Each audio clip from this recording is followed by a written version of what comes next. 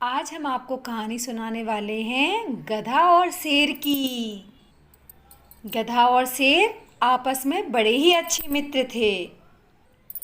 गधा और शेर जहाँ भी जाते थे जंगल के सभी जानवर उन्हें देखकर डर जाते थे और भागने लगते थे। लेकिन जंगल के जानवर जितने भी थे सब शेर के डर के भागते थे। लेकिन गधे को लगता था शायद मैं भी ताकतवर हूँ, इसीलिए ये सब मुझसे डरकर भाग रहे हैं। एक दिन क्या होता है कि जब शेर और गधा दोनों घूमने गए थे तो उनके सामने एक भेड़ियों का झुंड आ जाता है।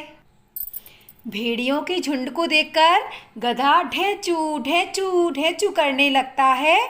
इतने में भेड़िया सारे भागने लगते हैं और भेड़ियों में भगदड़ मच जाती है। सभी भेड़िए वहाँ से भाग जाते हैं। भेड़ियों को भागता हुआ देखकर गधा बोलता है, देखा मित्र मेरी बहादुरी, सभी भाग गए, एक भी नहीं टिक पाया। गधे की बात को अनसुनी करते हुए शेर बोला, मित्र तुम इतनी जोर से क्यों रह रहे थे? गधा बोला, मित्र तुमने देखा नहीं, मुझे देखते ही सारे भेड़िए दुम दबाकर भाग गए।